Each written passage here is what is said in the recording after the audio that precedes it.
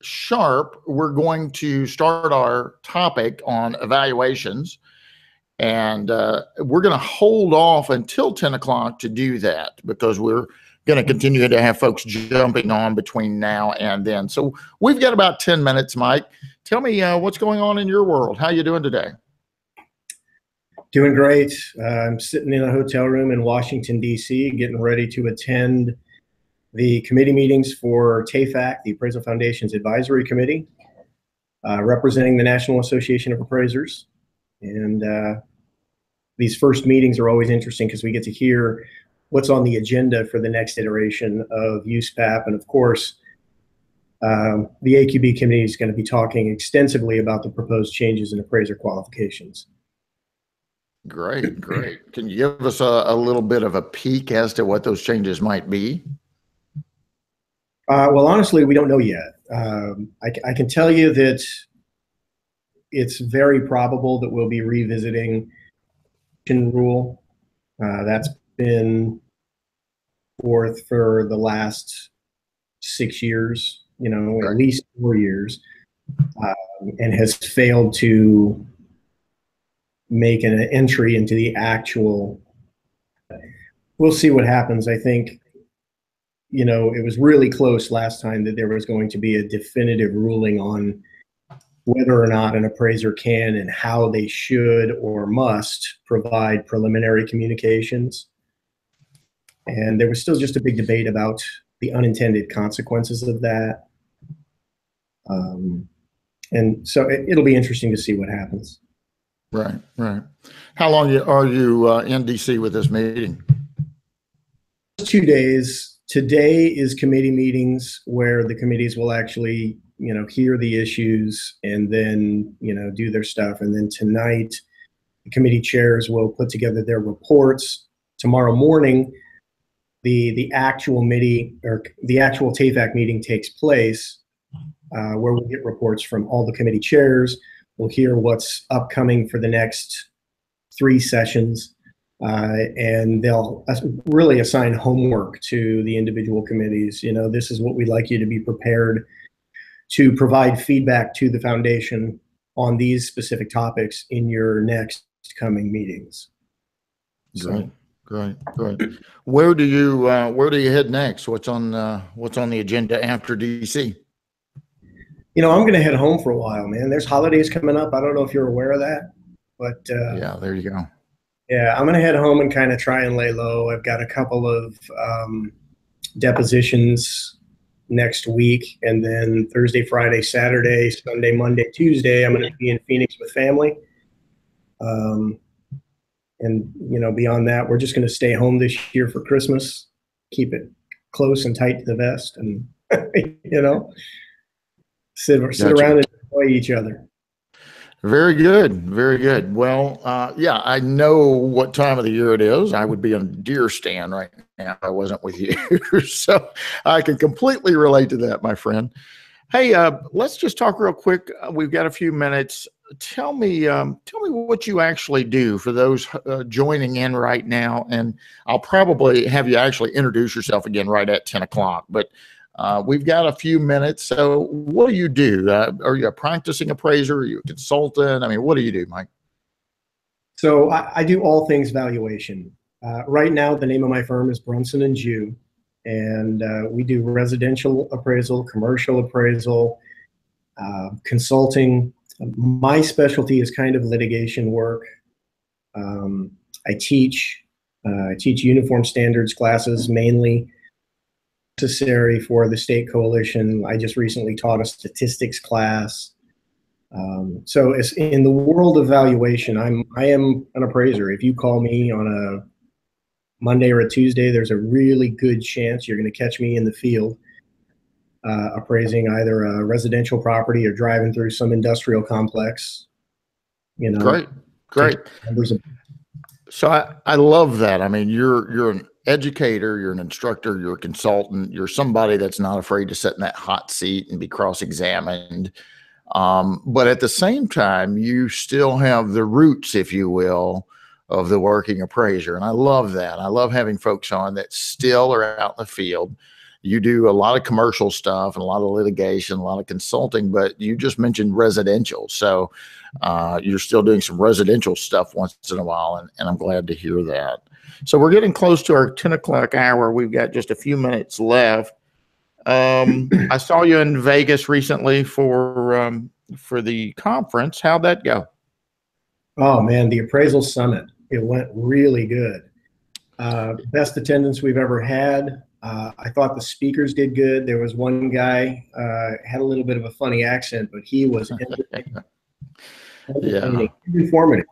Yeah, it went very well. I was excited to be there, and as you know, Appraiser eLearning is sponsoring an event coming up in April that we're excited about. So the NAA, the National Association of Appraisers and Appraiser eLearning, is having a new conference, if you will, and it's in Nashville, Tennessee. So we're really excited about that. We hope you make it to Nashville, brother.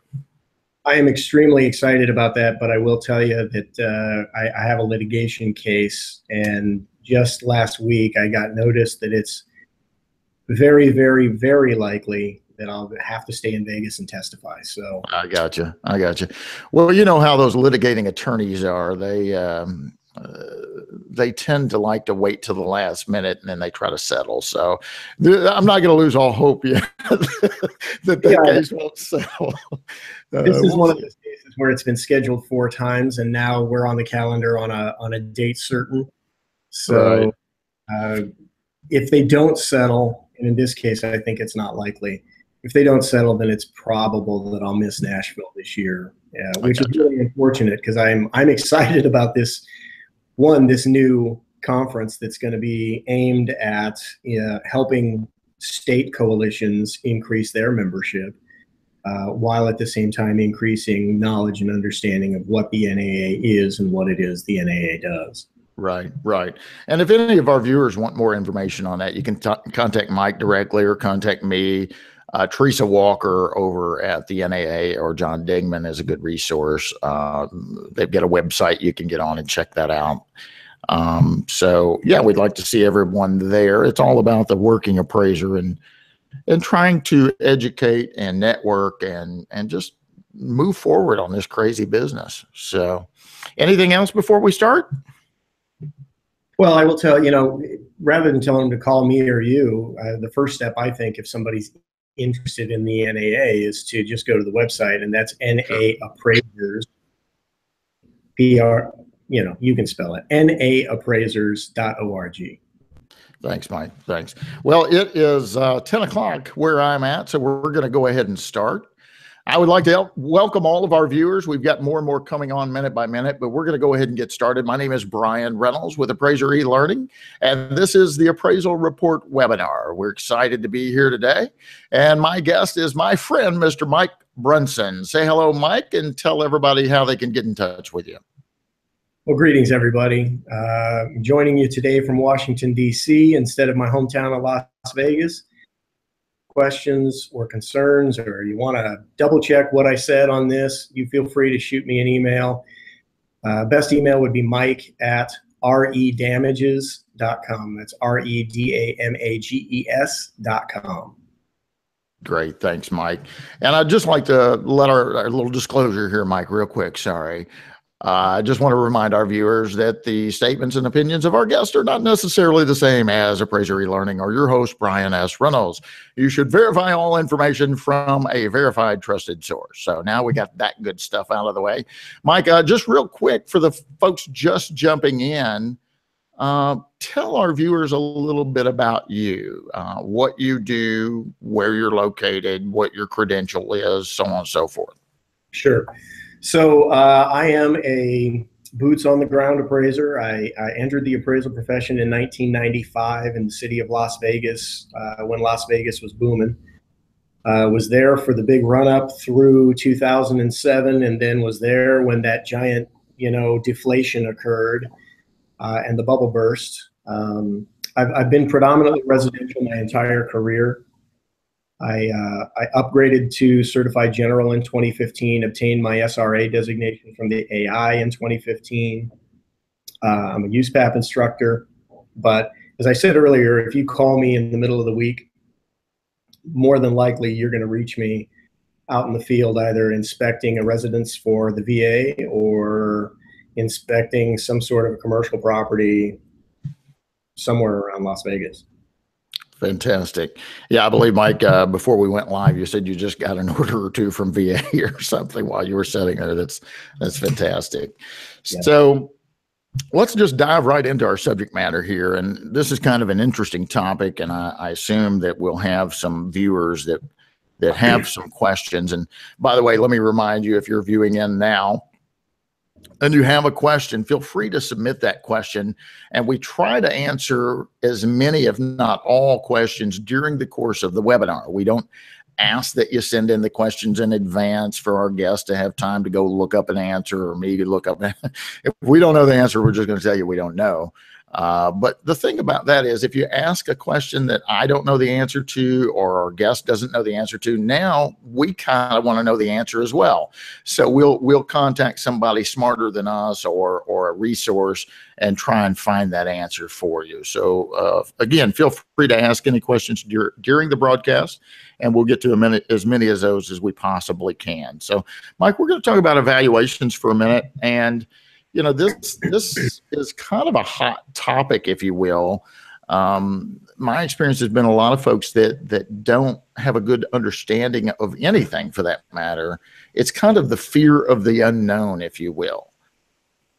When you don't know details of something, if you hear something, there's a rumor, you know, it can be scary, especially if it could impact your livelihood. So the first thing I want to do is just have a conversation, and maybe you can enlighten us a little bit.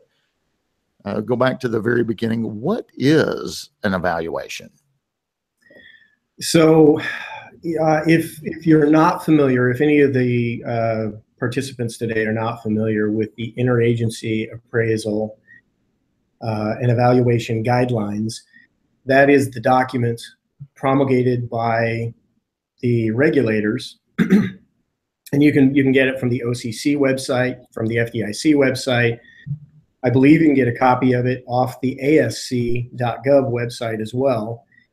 But if you just start reading that document, it'll tell you the background of the regulations is that after Title 11 of FIREA was implemented, among other requirements, they set up minimum standards for the performance of real estate appraisals from the interagency guidelines.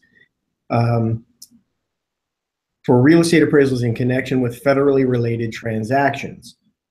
Then it gives you the definition, and then it goes on and it says these regulations also specify the requirement for evaluations, or evaluations, as some people say, to make the distinction, of real estate collateral in certain transactions that do not require an appraisal.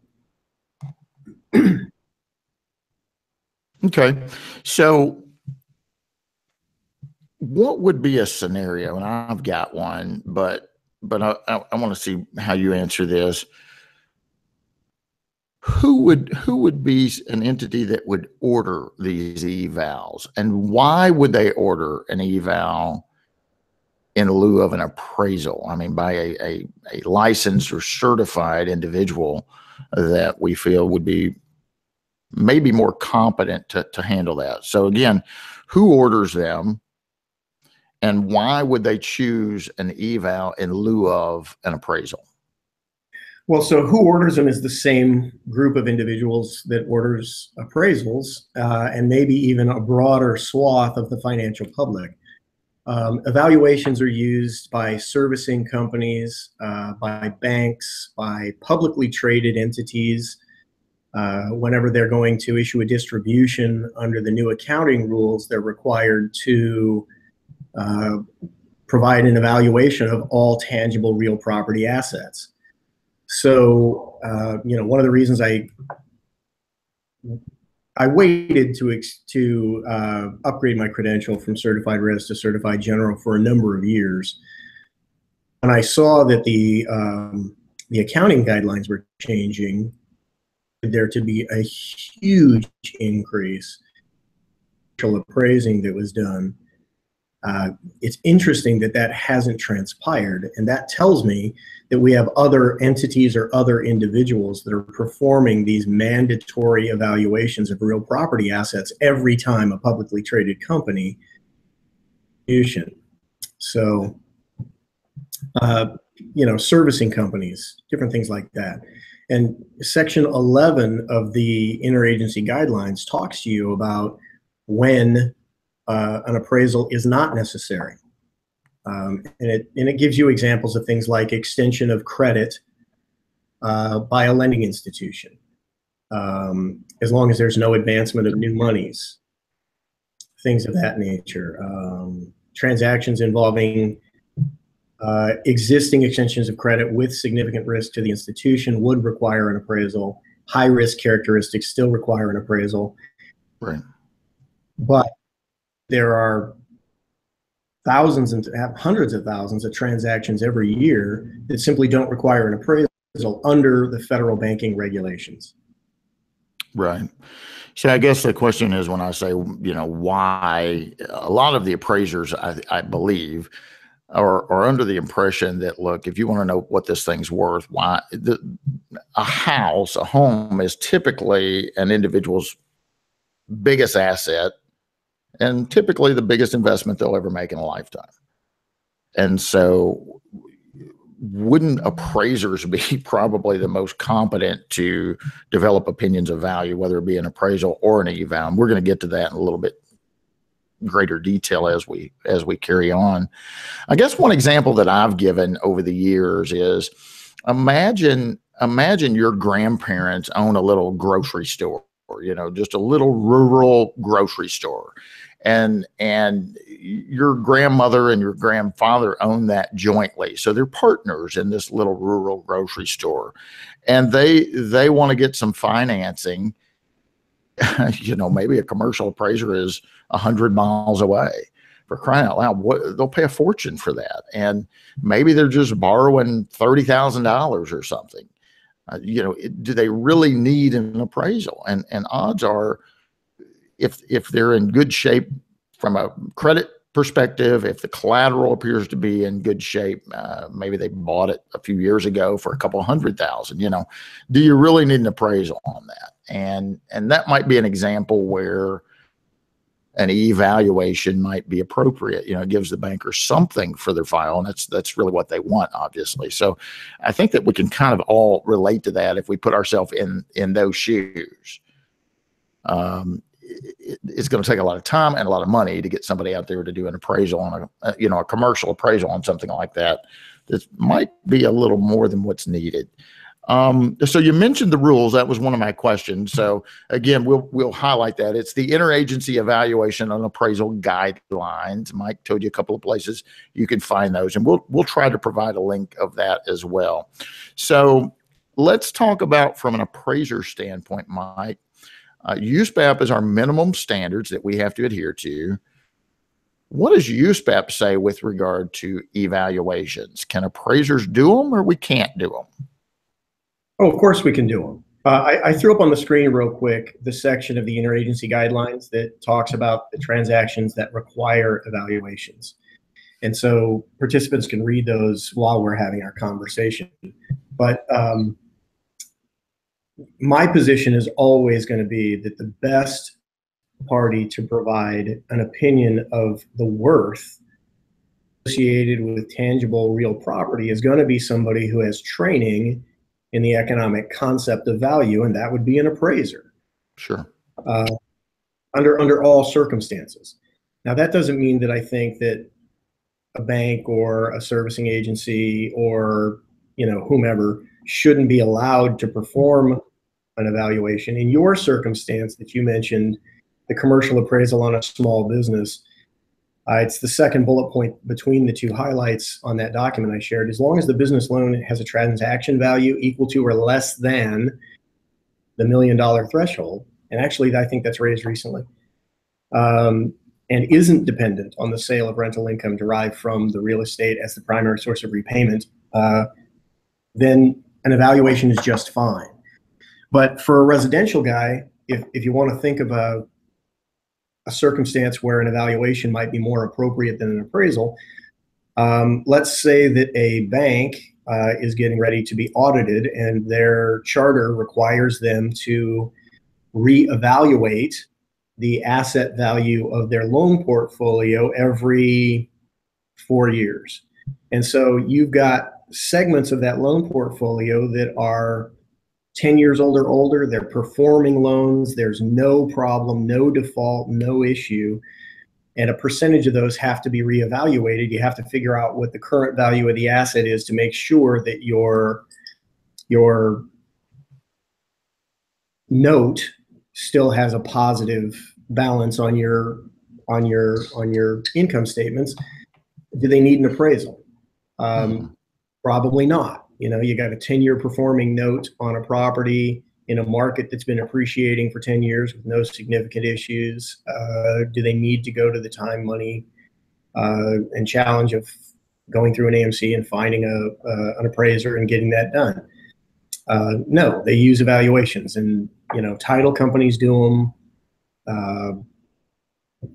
There are large companies that do valuations, and when they order these things, they don't order them by the each. They order them in blocks of thousands, if not tens of thousands. You know what I mean? Sure, sure. So what I'm saying, swath of business that I think that appraisers have not thought about. Sure. It's probably an opportunity for all of us. I have a question here. I'll go ahead and ask this question of you, Mike. A gentleman by the name of one of our viewers, Jaron, asked, what about a certified residential appraiser doing an evaluation on a commercial property?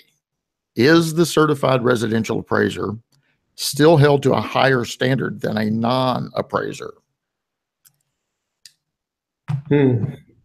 So I see several issues with the question, Jaron. So first of all, it would depend on whether you're in a voluntary or a mandatory licensing state. And Ryan, you and I were talking about this earlier.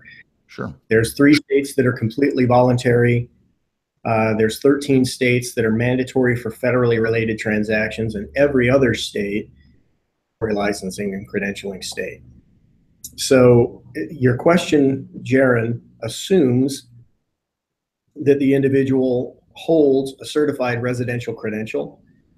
I think under that circumstance, that individual is now subject to the highest level of professional standards for any credential that they hold.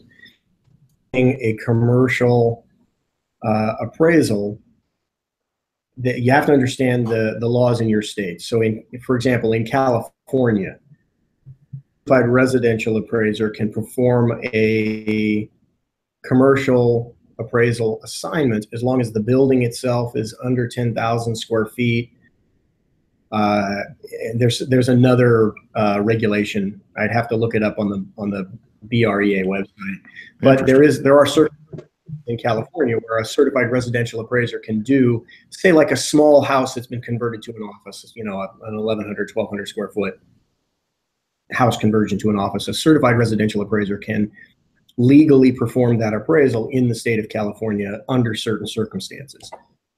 So the second part of your question, Jaron, is the appraiser held to a higher standard than a non-appraiser? The short answer to that is absolutely. And that's really the nature of the issue in this conversation is, does the higher standard to which a credentialed appraiser is held produce an economic challenge to the appraiser in the marketplace? Does it disadvantage the most qualified individual from acquiring and then performing these assignments?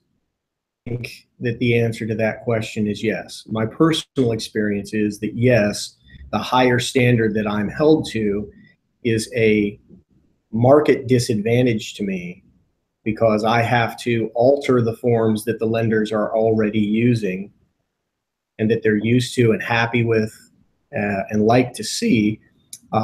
Most people fear change. They don't want us to change, add to, take away from, do anything. Here's the document we want you to use. If you can do it, we'll hire you. If you can't, we won't, was what happened in my personal experience.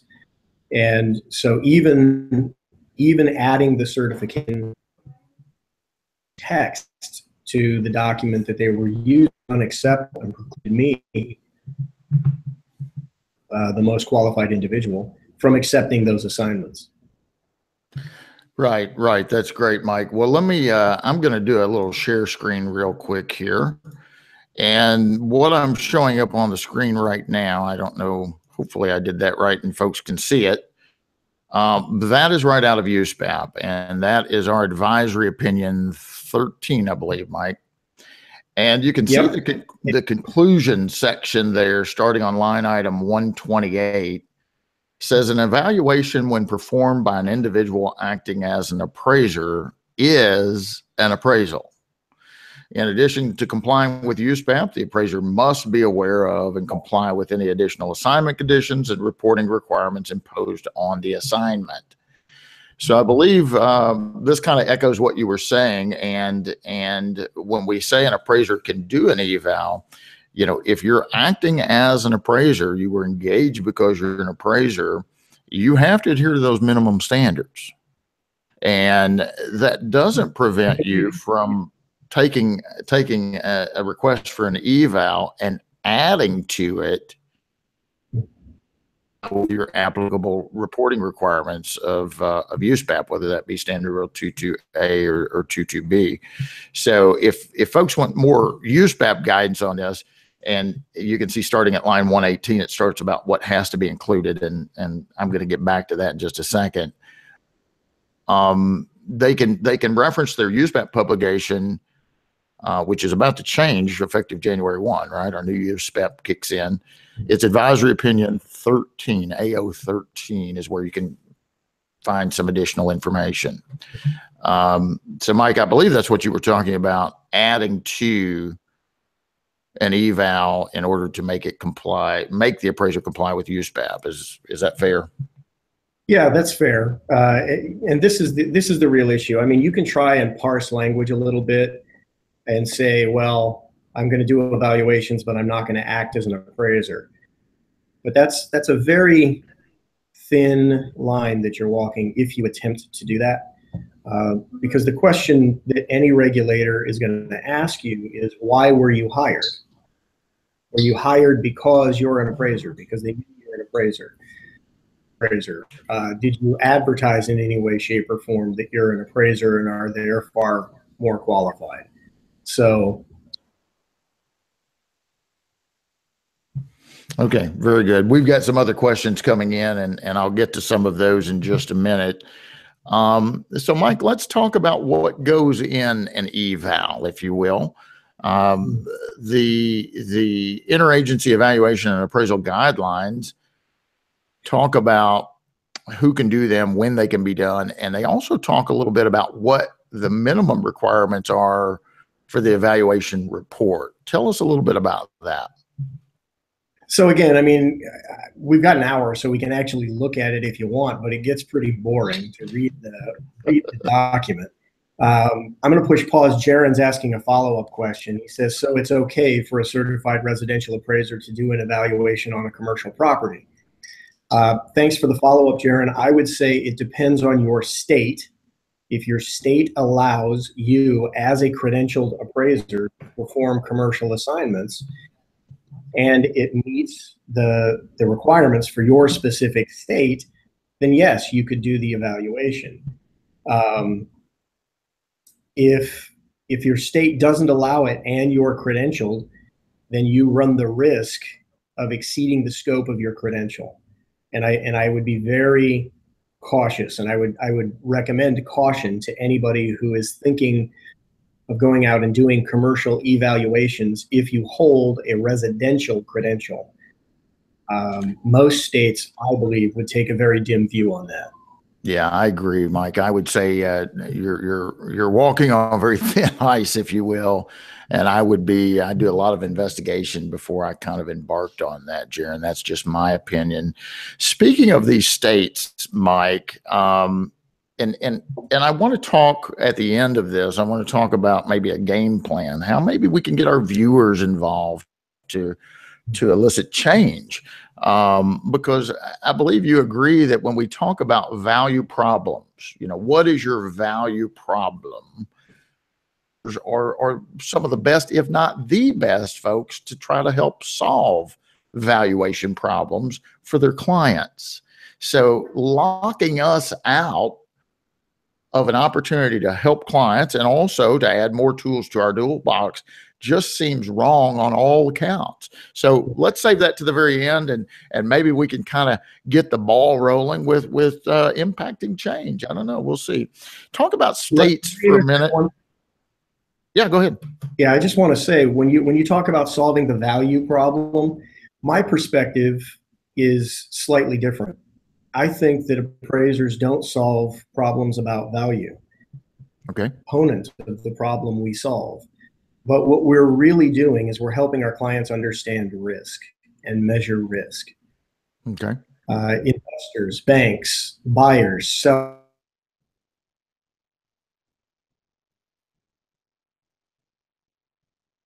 I think Oh, there he is. Question that appraisers are trying to solve. Great. I lost you there for a minute. Hopefully our viewers didn't. There was a nice pause look of you that I could probably hang on my wall, but hopefully our viewers weren't paused and they heard all of that. So let's talk about states for a minute. I know there are, I think it's 3, and you'll know and correct me if I'm wrong, because I'm wrong a lot. But there are a few states that have actually passed laws that have actually opened the door for appraisers to actually be able to do these evals, even though they happen to be credentialed appraisers. They can set that aside and do these evals. Talk to us a little bit about that, and if you know what those states are, share those with our viewers, if you don't mind, Mike. You know what? Here's where me being sleep deprived and not at my desk causes a problem.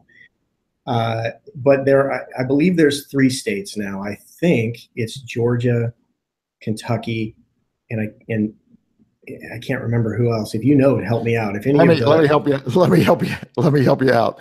And I might be wrong. So again, our viewers need to verify this, but this is what I think. Okay. It's not Kentucky. I believe it's Georgia. Indiana, I believe, passed a law last year or year before, and Tennessee. And I just apologize to our viewers. I didn't mean to put you on the spot there, Mike. But no, I think it's that, and I should know that off the top of my head. That said, I think it's Georgia, Indiana, and Tennessee. But when we talk about those, let our viewers know what we're talking about. When I say there's 2 or 3 states out there that allow, what are we talking about? Fill them in on that at least. So basically, with some minor changes with the state laws in the 3 specific cases, what they've really said is that when an appraiser is performing an evaluation, either the Uniform Standards of Professional Appraisal Practice do not apply, or only the general rules of the uniform standards, meaning the ethics rule and the competency rule, predominantly apply. Now, proponents of these changes see this as leveling the playing field. What this does is that these laws allow an appraiser with training and experience in answering risk questions that involve value of real property to perform evaluations on under the same exact criteria as a non-appraiser, meaning a broker, an agent, a title company. They can fill out the exact same form, and they run no risk action by their state regulatory agency because USPAP doesn't apply. Opponents, people opposed to this action, say you can't have circumstances where under circumstance A, you have to comply with this regulation, and under circumstance B, you have this lower circumstance, that the world will stop revolving for some reason if that happens. tone of voice indicates my position on that. I think that's silly. And I can sort of prove it because in the state of Nevada, we have circumstances where USPAP simply doesn't apply and the world has not stopped revolving. You guys are still there, right? Did you lose me? No, I've got you. I've got you. Let's talk real quickly about, especially residential appraisers. And I'm not saying this isn't necessarily a bad thing, but we've kind of become a community of form fillers. I mean, that's what we do. We fill out forms, don't we? I mean, I think that's a fair statement. By the way, I think appraisers ought to be able to take out a legal pad and write an appraisal report that complies with Standard Rule 22A and not trying to memorize the form and recount it. The form is just a communication tool or vehicle, if you will. How does the evaluations, okay, because I get people to ask me all the time, well, do you have a form I can see? What do the evaluations contain? I know it gives general property information. So just walk the viewers through a little bit, Mike, as to what does a typical evaluation look like, a report, if you will? Is it a form? Is it a narrative? What type of analysis is included in the evaluation reports you've seen? So the first American title issues an evaluation. I haven't seen one recently.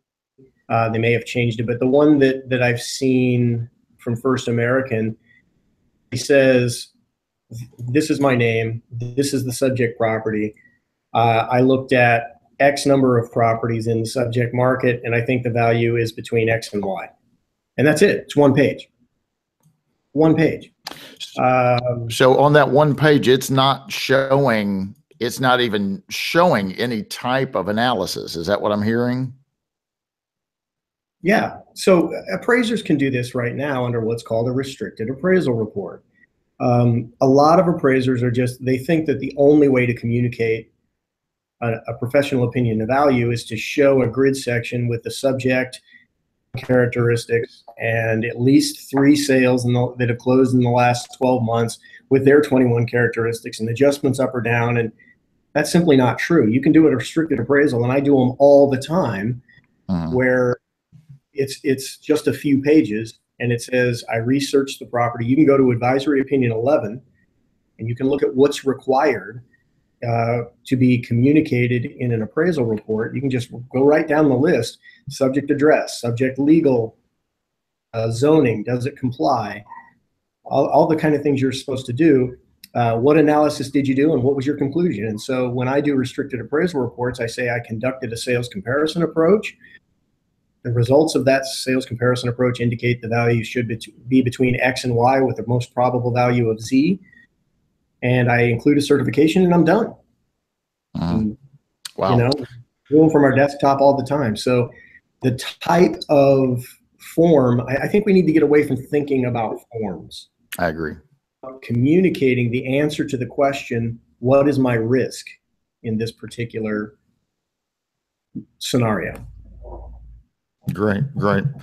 Okay, we've got some questions coming in, and I'm gonna answer some of those, or you're gonna answer some of those questions I'm gonna ask of you. So give me just a second, and I will fire away. I want to remind the viewers, if you do have any questions, feel free to submit those to us. We'll get to as many of those as we possibly can.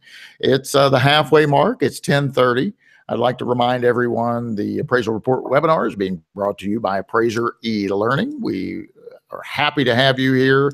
We offer this free webinar once a month. And if you have a guest in mind that you would like for us to have on the show, please submit that information. If you would like to be a guest on the show, let us know. We'll have you on. So let's get to a couple of these questions here, Mike, if you don't mind. There's actually a couple of statements, and I'll clear those out of the way first. Timothy says, Brian, the language in USPAP 2018-19 reads the same way as 16-17. And I believe what he's referring to is with the advisory opinion. Yeah, AO13 is identical this year. Okay. So for our viewers to know, the USPAP in and of itself is not identical. The advisory opinion 13. So it hasn't changed from the existing USPAP to the one that comes into place January 1. Thank you, Tim. I have Mike ask a question of Mike for Mike.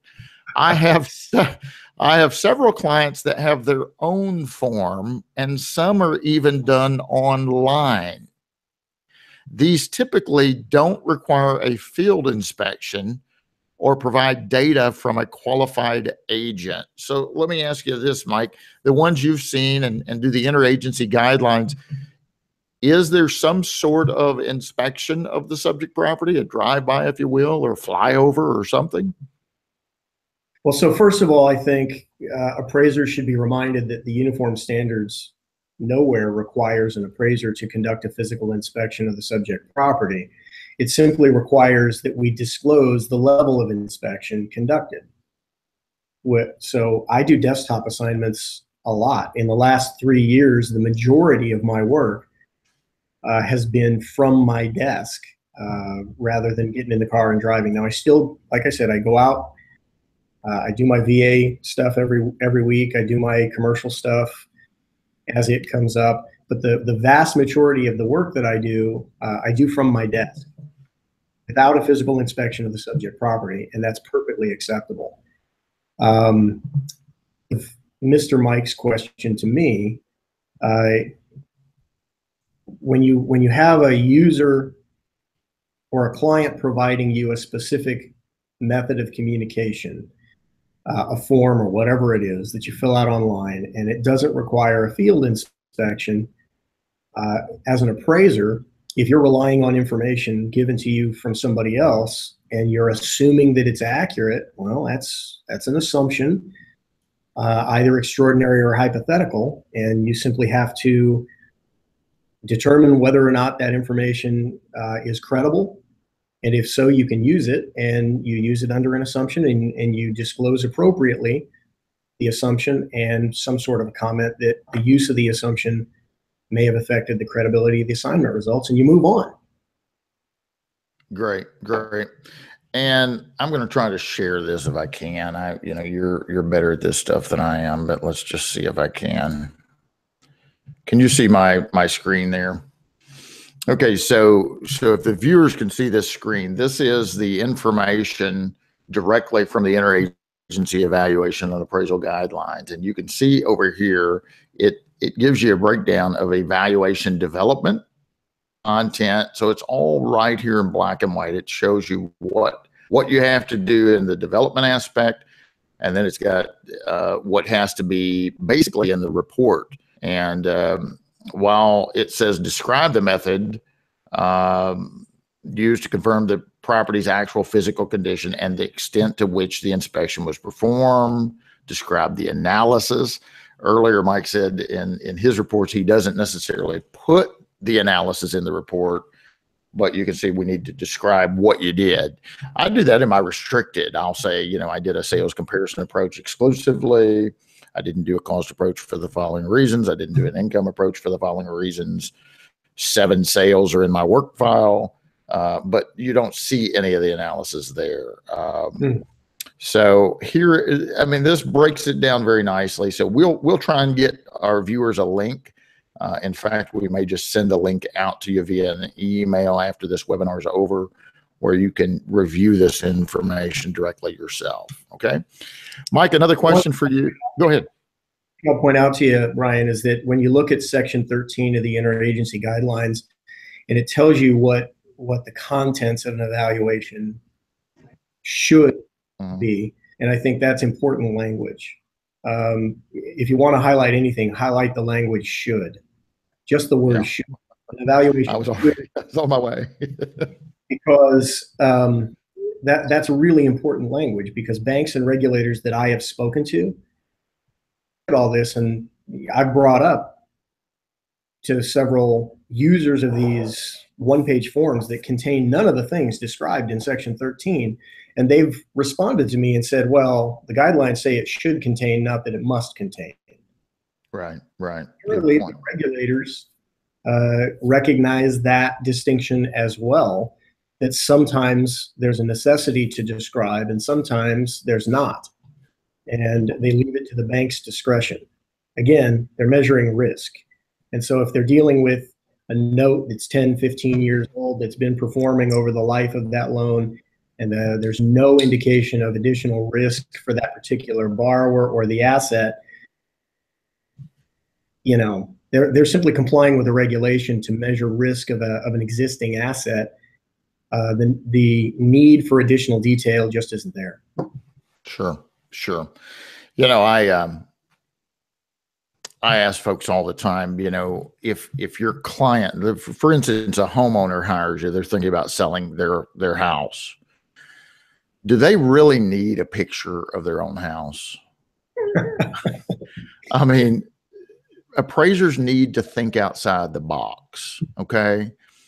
When I got in this business, I forced a 1004 form down every client's throat, no matter what they wanted. I mean, that's what you got.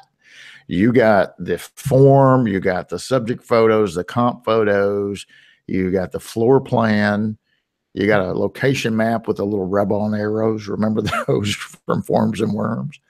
You got a copy of the deed. When in actuality, sometimes you have clients that all they really want is your expert, professional, independent, unbiased opinion. Can you keep all that? Can you keep all that other junk and just sell me what I really want?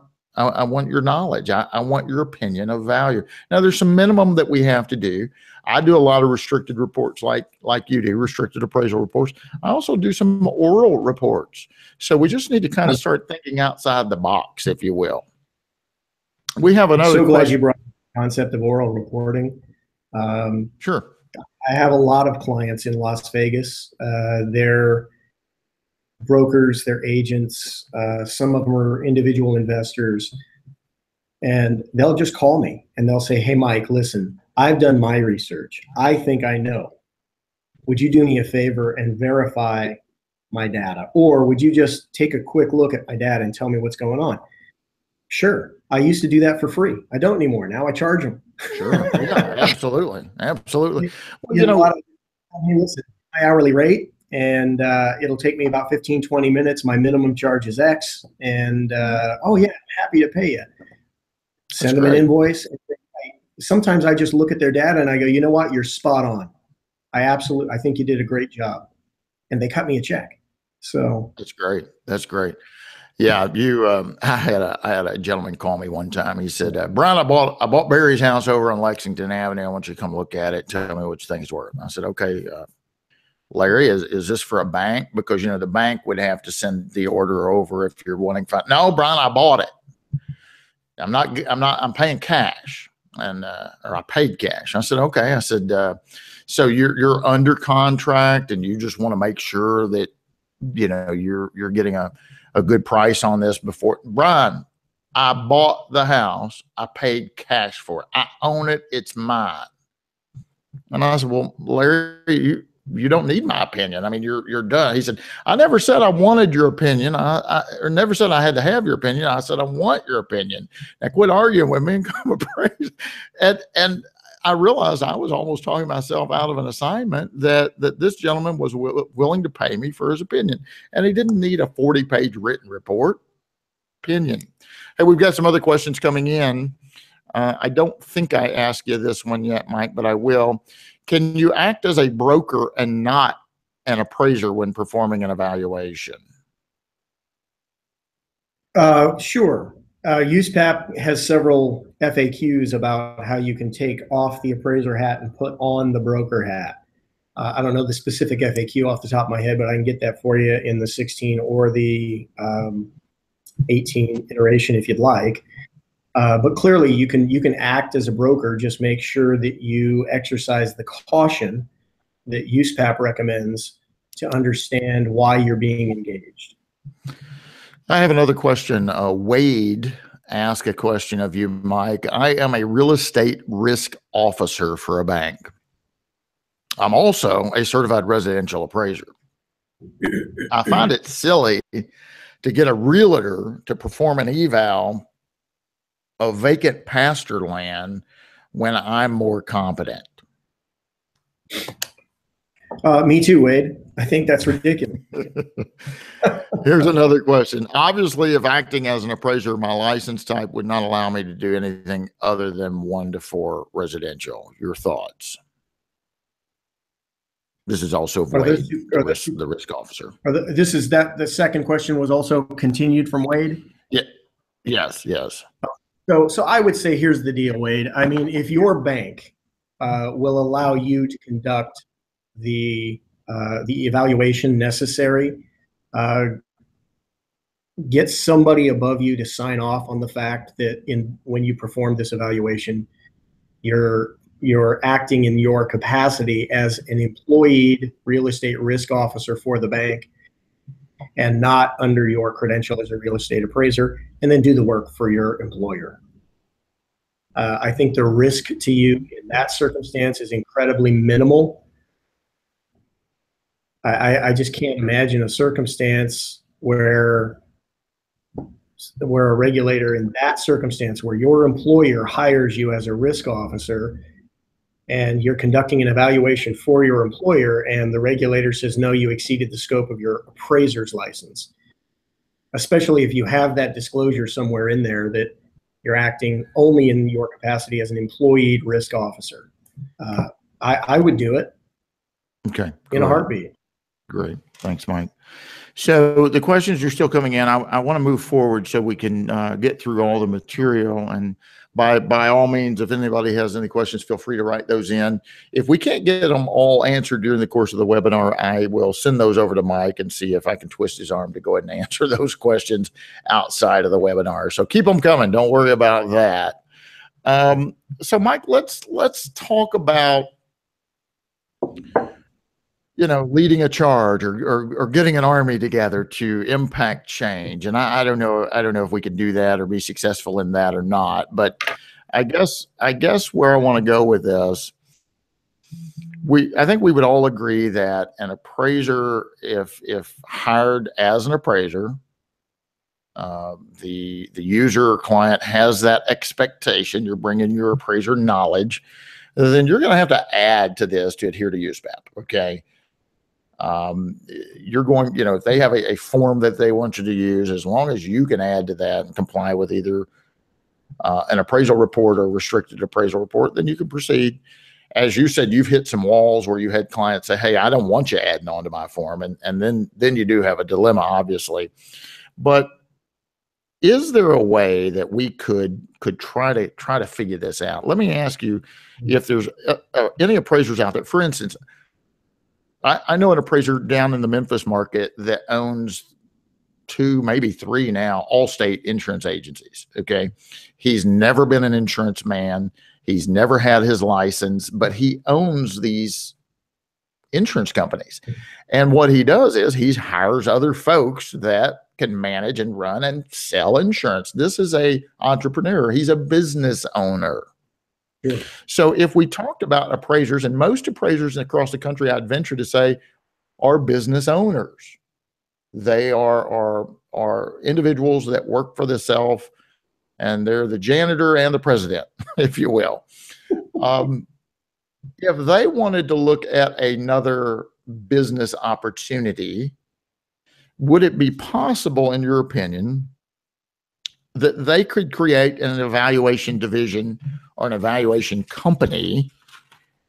And although they may not be able to do them because of their label as an appraiser, maybe have other folks under their employ that could do them, could do these evaluations. What are your thoughts on that?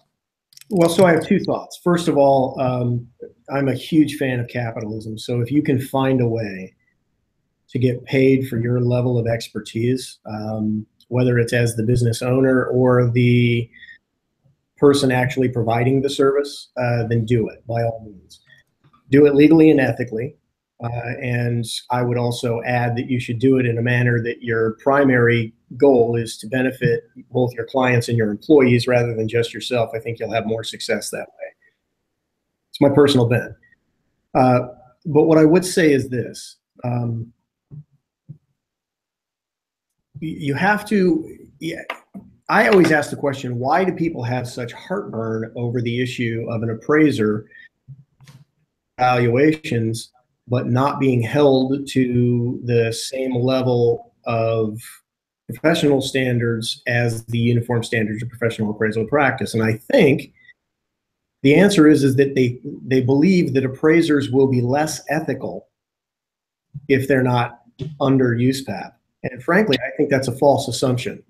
I think that appraisers are trained as independent, objective, impartial arbiters, and that it's very difficult for appraisers to take off that independence hat, whether they're a broker, whether they're acting in the or an appraiser, doesn't matter. I think in general, appraisers see themselves as the referee, the independent, ethical third party. And they're going to be that independent, ethical third party, whether they're under the USPAP guidelines or not. Now, will there be some individuals that decide that they're going to do something crooked? Yeah, but crooked individuals are always going to figure out creative ways to be crooked. We can't deal. That's why you have banking regulators and other regulators for those specific. My challenge is, what we need to do is we need to recognize that for evaluations of real property, the most qualified individual to provide that service is, in most circumstances, a real property appraiser, credentialed by the state, actually credentialed by the appraisal subcommittee. My license says Nevada, but it's under the auspices of the federal government, the ASC. So I think the best party to perform these evaluations is an appraiser every single time. What I want to see is kudos to Georgia, Tennessee. I think Florida, Tim pointed out, is one of the states that now allows appraisers to conduct evaluations. Kudos to those states for leveling the playing field so that appraisers can provide this service without the added challenge in the market of complying with a standard that their competition doesn't have to comply to. I'm kind of rambling, but I hope you get my point. I think appraisers are the best parties to do this work. How do we foment change? Gosh, man, that's a tough one. I think appraisers need to recognize their value. Their value is that they're trained in the economic concept of value, and they are independent by nature. They are objective by nature, and so we can answer that question: what is my risk? To any client who's interested in answering that question better than people who lack that training. And so that's what we need to sell. I'm selling my independence, I'm selling my objectivity, and I'm selling my analytic ability to take the vast amount of data that's out there that indicates what the risk is, and I can put it together and answer you in a meaningful fashion, whether your risk is within your tolerance level or not. Yeah, great. That makes sense? Yeah, absolutely. I'm just wanting to touch on a few things you said. You mentioned ethics, and you're an AQB certified USPAP instructor, as am I. Sadly, I don't think you can teach ethics. I believe someone is either ethical or they're not. Now, right. we can try to get clarity on areas where there's some uncertainty. Okay.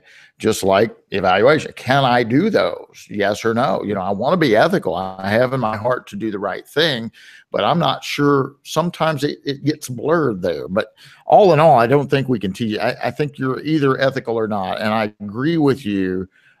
If you're an ethical person, you're going to try and continue to be ethical, whether you're working under USPAP or not working under USPAP. The other thing I made a little note of is what you said. Appraisers don't seem to realize their own value. And I've been preaching that for a few years. If you're at a barbecue this weekend and you're in the backyard and one of the attendees says, "Hey, Mike, I'm thinking about updating my kitchen or bath. Which should I do?" Or, my wife wants a pool. I'm thinking about putting a pool in. Should I do that? I mean, if you answer that question, you're giving away something very valuable. Imagine you're at that same barbecue and an attorney's there, and you walk up and say, "Hey, I'd like to discuss with you a legal issue my partner and I'm having. Can I talk to?" What's the attorney going to say?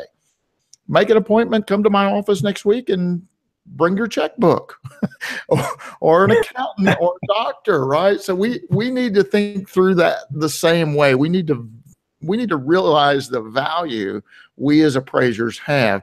And then finally, I want to bring up one final point, and I see this riddled throughout the interagency evaluation and appraisal guidelines, and I think this is what it all boils down to. I see the term safe and sound banking practices. Mm. And if we're concerned about safe and sound, I've got to agree with you. Who's better to do this kind of stuff than appraisers? It just makes sense. Hey, I've got one last question. I'm going to ask this. It looks like they're still coming in, but we're running short on time. Matt asked a question. Are there specific comments / certifications that should be noted in these evaluation reports? Comments or certifications that will keep your eval USPAP compliant? So Matt, the answer to that question is USPAP, as we pointed out earlier, is clear that an evaluation conducted by a party acting as an appraiser is an appraisal. Okay, so in that context, you have a choice. You can either conduct your appraisal subject to standards rule 2-2, communicate your evaluation / appraisal under standards rule 2-2A or 2-2B. Yeah, those are your options. And just look up 2-2A, 2-2B, and remember that you're going to have to add a certification compliant with 2-23, USPAP compliant. The greater question that we're asking today is, should an appraiser be required to comply with 2-2A, B, and 3, right, 2-3, when conducting an evaluation? Does the issue of allowing an appraiser to not comply with the Uniform Standards of Professional Appraisal Practice cause a threat or damage sound banking policy? I don't think it does. I think the assumption is that an appraiser not under USPAP will be less ethical than an appraiser under USPAP. And I'm sorry, but I have to throw the BS flag when I hear that. I just don't think that's true. I think the reality is that I'm going to be the same level of ethical individual that I am conducting the evaluation, conducting an appraisal under USPAP. And I referenced in Nevada that there's a circumstance where USPAP just simply doesn't apply. In Nevada, if you're conducting an appraisal for the purpose of eminent domain, the Uniform Standards of Professional Appraisal Practice has absolutely zero weight. Now, that doesn't mean that you can't choose to comply, but what it does mean is that there is absolutely zero threat if you don't comply, either in a technical or a substantive manner, that the regulators will threaten your credential because they have no authority to do so in the state of Nevada. Now, for people who argue that giving appraisers the authority to operate under USPAP in one circumstance and not USPAP in another, that somehow the world will stop revolving, I'll just point them to Nevada and say it hasn't stopped revolving. And those individuals providing appraisal reports for use in eminent domain matters, they're doing so and they look very similar to what's required in banking circumstances. It's just that threat of regulatory reprisal doesn't exist. Mike, we're not going to take any more questions. They're still rolling in. So, I mean, would you entertain, if I sent you some of these questions, getting back to some of these individuals, if you wouldn't mind? Yeah, of course. Of course. Putting you on the spot there, but I appreciate that. Listen, I appreciate you being here today. We're winding things down. Mike, if somebody wants more information, if they want to pick your brain, or maybe they want to engage you on an assignment, what is the very best way for them to reach out and get in touch with you directly?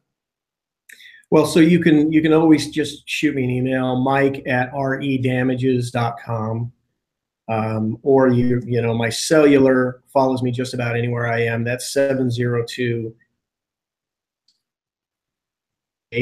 I get calls from people all across the country asking questions about USPAP and evaluations and stuff like that. Right now, I don't think evals are of most appraisers. I think they could be, and I think they should. That's what you want to. As we move into it, my final word is that I would encourage appraisers that are moving into this to seek a level playing field, right, with everyone else who's performing in this book of business. Right now, appraisers are held to a higher standard, and in most cases are therefore precluded from participation. And I don't think that's good for sound business practices or for the profession of appraisal. Yeah, if we're talking about safe and sound banking practices, wouldn't we want the best candidate for the job doing these evals, which in your opinion, I believe, and I'll echo that, is an appraiser? So, hey, Mike, I think you broke up slightly when you gave your phone number. Would you mind giving that out again real quick? Sure, it's 702-296-1348. I heard at that time. Thank you very much. I appreciate you being here today, my friend. If I know you're home for the holidays, which is fantastic to be there with your bride and children. What are you doing after the first of the year? Where do your travels take you, and what capacity? You know, Brian, I work predominantly on the West Coast. I will be spending a little bit of time in Phoenix, second week of February. I decided I'm going to go participate in my master's degree from Grand Canyon University in February. Congratulations. And then other than that, I don't know. I hope I'll be able to see you in Nashville. I'm still holding out hope for that, but if not, you know, we'll see. We'll see each other soon. We'll bring you down one way or another, even if you miss the summit. Thank you very much for being here today. I want to thank all the viewers. This has been a recorded webinar, so if you got in a little late and you want to see the whole thing, it will be available for your viewing. The Appraisal Report webinar is brought to you by Appraiser eLearning. If you would like to be a guest, or you have somebody in mind that you would like to see on our free webinar, please get in touch with us. If you have any remaining questions, please continue to send those in. We'll get those over to Mike and hopefully get an answer to you directly. Thanks again, my friend Mike. I look forward to seeing you again soon, and thanks everybody for watching. All right. Thank you.